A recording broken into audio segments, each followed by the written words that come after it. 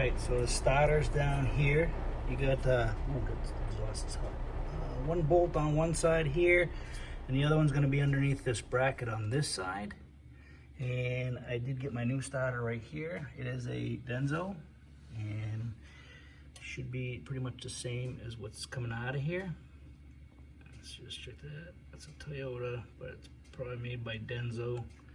So just remove, first of all, disconnect the battery, take the negative side off the battery, and then you can take the wires off your starter. If you don't take the negative side off, then you're probably gonna see some sparks flying. So you definitely wanna take that negative cable off the battery and put it aside, and then you can start dismantling the starter.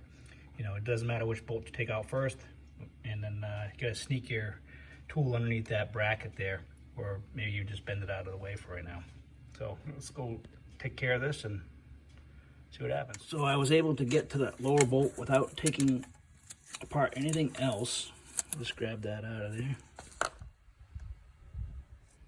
All right, so the other bolt is underneath this bracket right here. And if I zoom in, you might be able to see it right there. Right there. So I gotta reach that somehow. Probably gonna get a universal socket or something and see if I can sneak it in there and get it out. But I'll let you know how I do it. All right, so I am able to get a socket down there on a ratchet end. And it's a deep 14 millimeter socket. And I forgot to mention that the bolts are 14 millimeter. So it's not too bad to get to. And I'm gonna see if I can sneak this out of here now. All right, so what I'm gonna do is I'm gonna take the air cleaner box out of here because it is a little bit in the way here.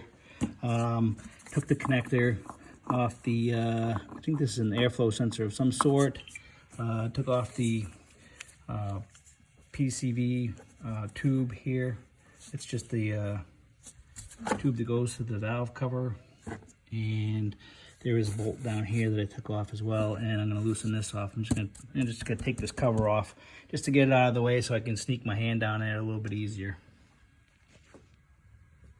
And down next to the airflow sensor, you also have this tube here, and you also have this bracket here that holds the cable for the cruise control. You gotta take this off the bracket here as well. All right, so one thing I do want to mention is I put a socket on the bolt on the back side of the starter, and sometimes they're a little bit difficult to get out. But if you just rock the starter back and forth like this, you can get that bolt to move a lot easier instead of just having the starter having down pressure on it. It's really difficult to turn. So if you kind of just rock the starter back and forth like this, it'll allow the bolt to move a lot freer. All right, so first of all, I want to take off this connector here. It goes to the solenoid. Pull that out. Push that aside. And then on the back side, not this rubber boot here, but on the back side of the starter, you have another rubber boot, big one. And this is your main cable going to your starter that goes to the positive post on your battery. So I believe that's a 12 millimeter. Yeah, it's a 12 millimeter. So just remove that and we'll disconnect the power wire going to your starter. So you just pull that wire off once the nut's off, and then you gotta sneak the starter out of here.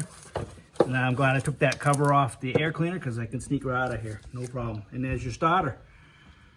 So now it's time to install the new one. So we're gonna install the new starter. It did come with a new a new nut, and it does have a lock washer built right onto it, which is nice. So remember, this power wire is gonna go down and back here. So we're gonna sneak this down here, get it in the hole, or not even have to get it in the hole, but at least down close enough so you can put that wire on. Make sure your tab goes towards the back. There should be a little notch in the plastic casing where that little tab goes. Once it's in place, make sure it's seated at the bottom of the stud, and then just tighten up the nut. All right, so you want to make sure you put that boot right over that connector. Once you have that nut tightened down, you want to make sure that boot is down flush on that connector, because you don't want that wire exposed. That goes directly to your positive cable on your battery, and that would create a lot of problems if that touched anything metal. So let's install the rest of the starter. I'll plug in that solenoid. Let's move this out of the way. I'll plug in that solenoid and we'll be good to go. We'll put the bolts back in and we should be good to go. All right, so one little tip I want to give you is when you are installing that rear bolt, don't tighten it all the way until you put this front bolt in. So you get that front bolt in and you get it started before you tighten up that back bolt, because if you do tighten up that back bolt, you may not get that front bolt started. So you definitely want to just you know, take it in stages here slowly. Like I said, move that starter around a little bit to get those bolts to go in nice and easy. There is a little bit of a adjustment here, but not much. I'm going to put it all the way to the back side so that it's closer to the flywheel, and I think we'll be all set. So if you want to make your life a little bit easier, when you have some rubber components like this and you're trying to slide them into the bracket, just give the rubber a little bit of squirt of silicone and they should slide into the bracket a lot easier than if you didn't have the silicone on it. And just make sure they snap into place. Pretty good there. And then you got this other transmission cable down here as well, that you got to snap into the bracket. But again, if you use some silicone on the cable, it should slide into that bracket a little bit easier. If you don't have silicone, it's okay, but it does slide in a little bit easier. So this cable coming off the cruise control, it's got to go under and clip into this bottom clip here, like so. And then the other cable goes into that upper spring clip there, and then you can slide this back into place and it should be all set. Nah, that looks good. That's all routed properly now. This hose is in place. Just got to tighten down the air cleaner, attach these back here. I got another hose back here we got to run.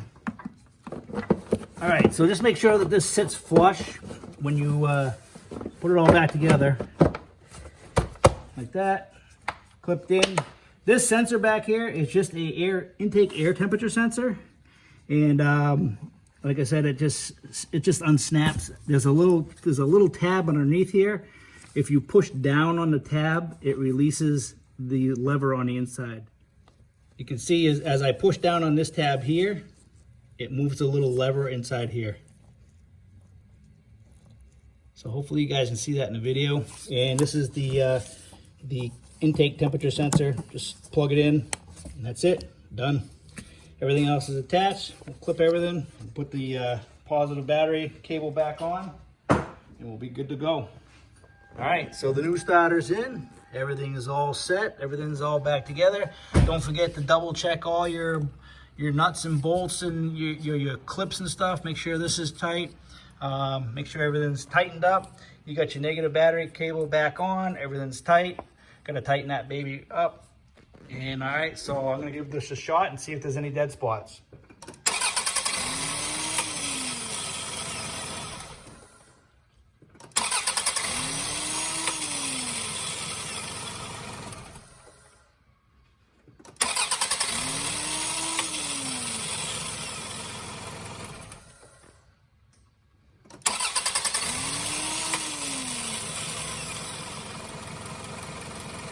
Okay, so we're all set.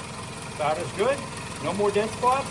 Hope this video helped. If you got any questions or comments, leave them in the box below and I'll be happy to answer them. Take care, guys. Have a good one. Don't forget to give me a thumbs up and subscribe.